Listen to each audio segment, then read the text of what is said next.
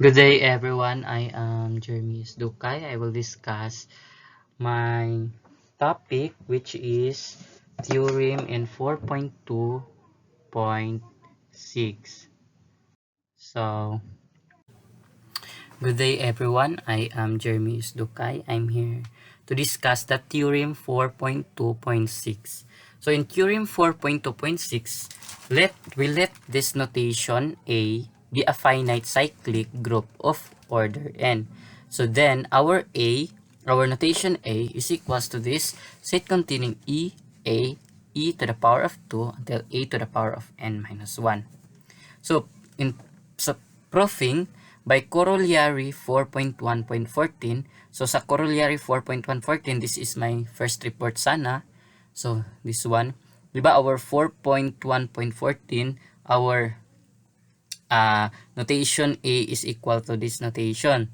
So here, the notation A is equals to the set containing, this is e to the power of I ni siya. E to the power of I divides I is an element in Z because this notation A is a finite. So there exists I, J is in G. I is in this integer. So our J is greater than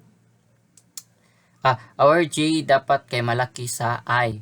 So ij is an element in J in integer, but our J is greater than I. So such that our A sub I is equals to A sub our A to the power of I is equals to A to the power of J.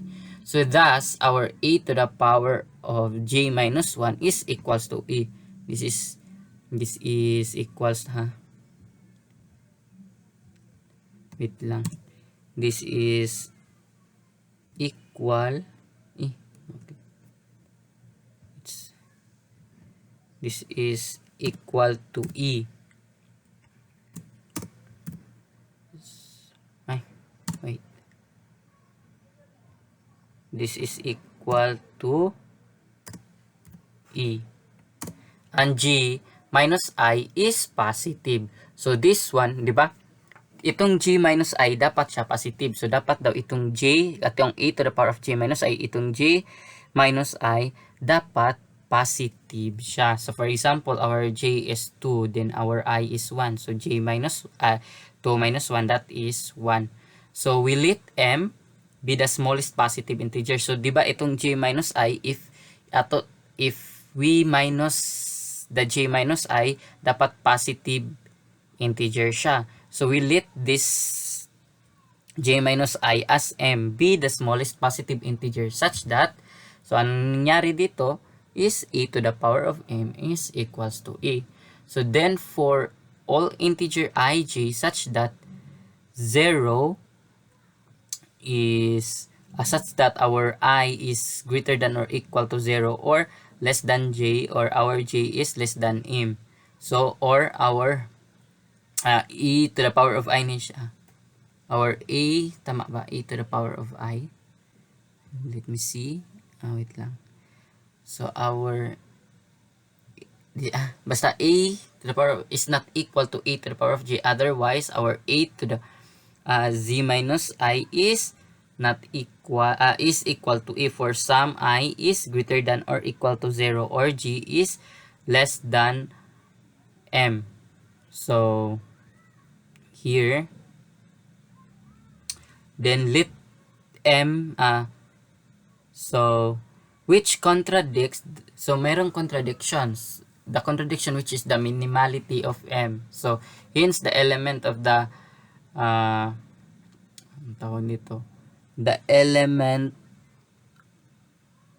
of the set S is equals to this notation. A set containing e to the power of 2 is equals to em minus 1 are the distinct clearly S, which is clearly S is a subset of this notation. So after that, we let a to the power of k is an element of this notation A by the division of algorithm. So there exists an integer q and r such that key, where our key is equal to this qm plus r, where our r is less than m but greater than or equal to 0. So thus our e to the power of k is equal this kuan. So our e to the power of r is an element of a. So therefore, di ba, our a is a subset of s. Thus e or if kung subset ang if this a not if this notation a is a subset of a, so our s is equal to a. So since the elements of a's are distinct and this notation a has order n, so it must be the case that m is equal to n, di ba?